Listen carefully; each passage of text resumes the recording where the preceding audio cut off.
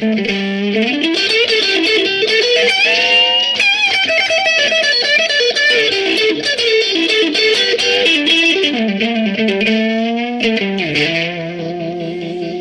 good evening Internet, and as always I do hope this finds you well. Tonight we are looking at the playing of the one and only James Marshall Hendrix on Electric Ladyland. Now I did take it upon myself to attempt to transcribe the entire thing during July of this year, failing to having taken into consideration that this is in fact of course a double album, and not just that, it's also a double album where we have more than one song that is over 15 minutes long.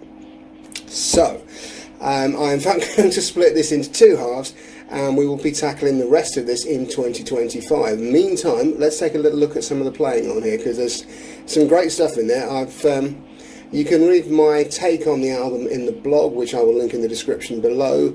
Suffice to say, it's kind of similar to what I made of the Stevie Ray's third album.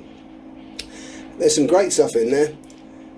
There's also some stuff that it's clear the record company just thought, well, it's Hendrix, we can slap his name on it and wouldn't sell damn near anything. The great stuff is great, phenomenal in fact. There's some stuff that to my mind doesn't quite make the cut, but your mileage may vary, and ultimately it's Electric Ladyland, it's a rock classic, it's part of the vocabulary, it's part of the education. So let's start taking a look at some of the licks. Now the first one here, this is taken from Voodoo Child, no, not the, as you simply cannot move for videos on YouTube teaching you how to play that. This is taken from Voodoo Child. This is the 15-minute blues jam that starts the entire album off. We're in E minor pentatonic, and if you're familiar with the magic three notes concept, what Jimmy's done is taken the entire idea and moved it up to the B and E strings. So here is the lick.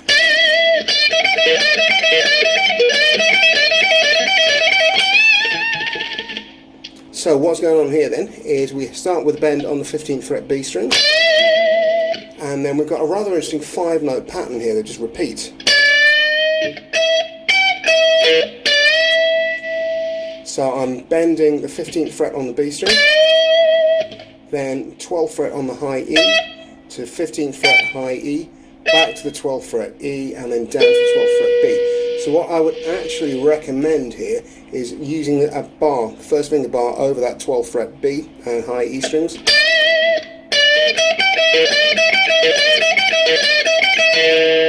as some of you may know, when it comes to counting odd numbers of groups, what I like to do is cheat by using a word.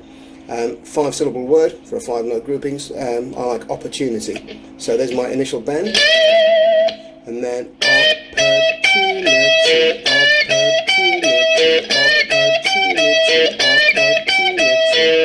and then what Jimmy does is condense the pattern down to a 4-note one. So there's my pattern. 15th fret B bent up to pitch of the high E. So that's flat 7 into root, and then root, minor third, pulled off to root. And you can think of this as like a 1E and a 2 and a 1. Sorry, 1E and a 2, 1E and a 1E and a 2 and a 2 and a. There we go. So I'm going to play that slowly.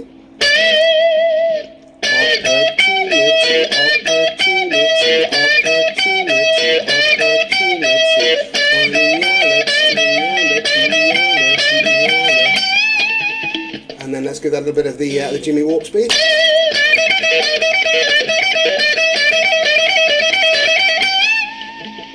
Okay, so moving on then, this next one's taken from Come On, and what I've done here is I've tried to transcribe what I believe is the intent, because some of this open string stuff that Jimmy does gets a little bit raggedy.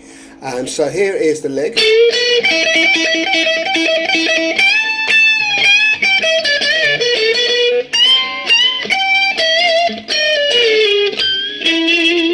So I'm starting off with a little pickup, 14th fret G, bent up to the pitch of a D. Sorry, 14th fret G, that's an A note, bent up to the pitch of a B. And that leads us into this part here. So we are talking 16th notes here, we're pulling off 15th fret high E string to the open E, and then 12th fret high E to the E. So G and E against an E pedal tone. And you may remember when I did... Nope, the album title's gone. Steve Ray last year, he covered this, and his solo was absolutely bang on with it. And then, having pulled the spring back effectively with a sort of dynamic, fast-paced lick, we're going to let that spring go with a big soaring bend, G bent up to A, minor third to fourth, which is very much a bit of a Jimmy stalwart. And then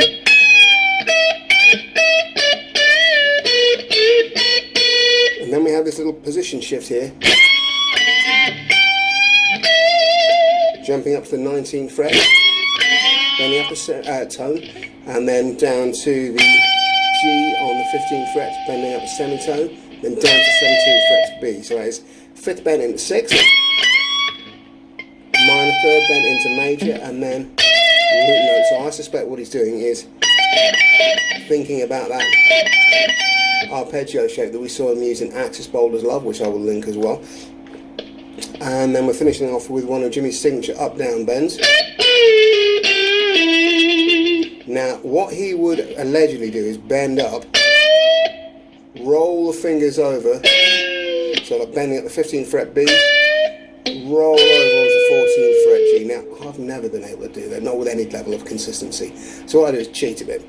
So I'm going to pull my 3rd finger on the B string at the 15th fret, 1st and 2nd fingers on the G at the 14th and 13th fret, so I'm going to bend that 15th up, but at the same time I'm moving the G string as well without having picked it. Drop that dead, cut that B string with a pick hand, then pick the G and bring that down, pull off to the 13th fret G, so that's a major 3rd. Back to the G, which I'm going to bend up a quarter tone in between minor and major 3rd, down to the 14th fret D, and finish off on a low E root note. So slowly.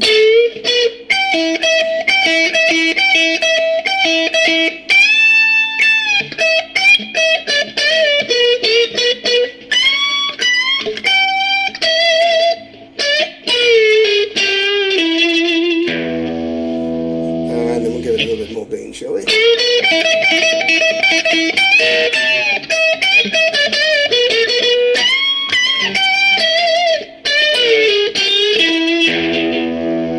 Okay, moving on to, I'm just going to have to consult the blog for a second to remind myself which song this is actually from. Do forgive me for that. This is from Little Miss Strange, in fact. And yeah, we're back on arpeggio. So what Jimmy's using, this first cropped up in Axis Bold as Love on the title track. But we're going to take this same idea and run with it. So what he's doing is arpeggiating the underlying chord sequence, and what we're doing is using a second inversion. So that's 5th root 3rd. Starting with a G flat, so 5th C sharp or D flat, root G flat, and then 3rd. Little bit of a stretch, so try and roll the thumb back, and we're going to play this with a little triplet rhythm, and then we're going to stretch over an extra fret up to the so we're getting like a sus4 feel. 3rd root 5th, 3rd root 5th, 4th root 5th, 4th root 5th, and then we're going to bring that upper tone to follow the A flat. Up another tone to the B flat, and here we're going to develop this a little bit more.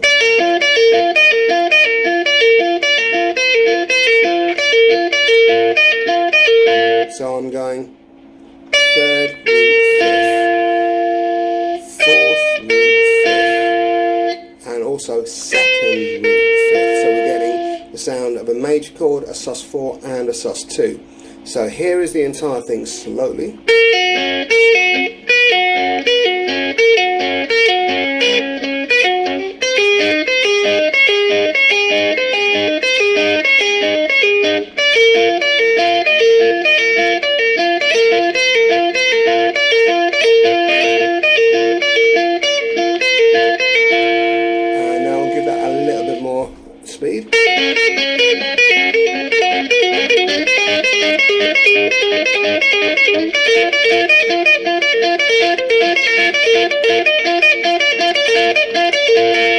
And now I'll try again without a mistake. There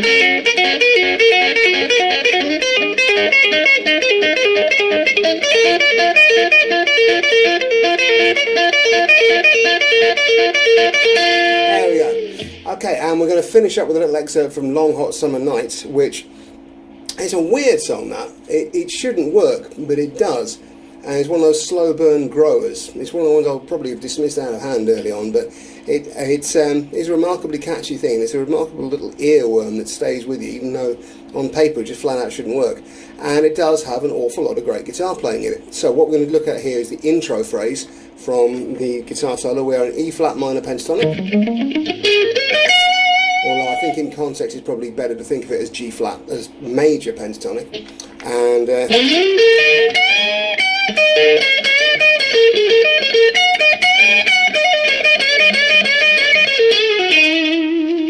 okay, so break that down a little bit. Intro phrase, sliding in on that G note, 12th fret on the G string, 11th fret B flat, and 11th fret B and E, and then I'm going to go 14th fret, bend up a tone, then again but bend up a quarter tone, so I'm kind of in between. First I'm bending flat third into fourth, then in between flat third and major third, down to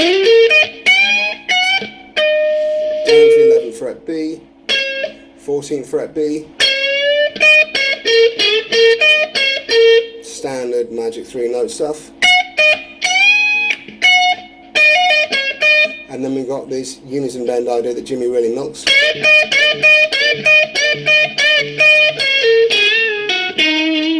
I think that's a great example of how you can take that simple magic 3-note concept, expand it with the use of magic 3 notes plus 1, as well as you're bending basically everything that falls under the fingers.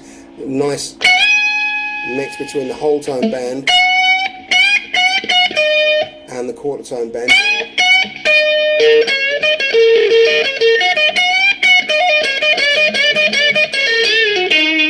So here we go then, slowly.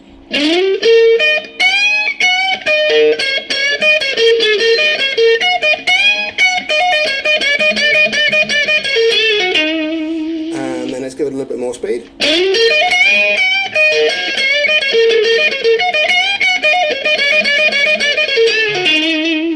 And once more, because that's a lot of fun to play.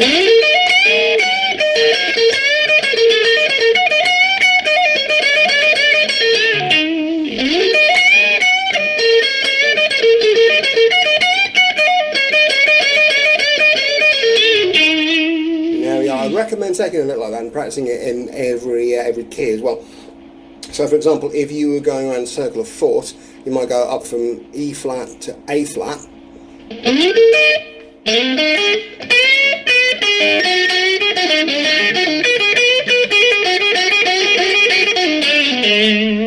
and up the octave.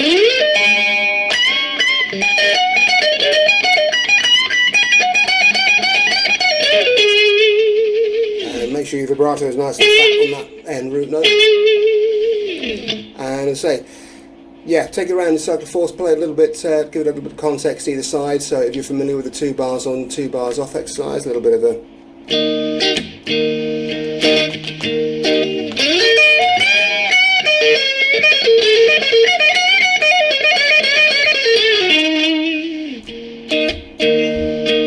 Try and fit into a groove there.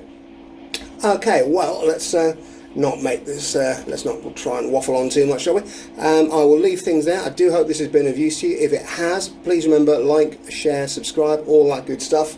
It may not look like it, obviously, with these Hollywood level production values, but this is very much a one-man show with begged, borrowed, donated kit. So every little click, every like, every subscribe, every comment, even if it's one simply asking where I get my hair done, is all gratefully received. It's all great engagement that drives the mighty algorithm. So yeah, I will see you on Friday for 1 minute left. Alright, take care. Bye bye.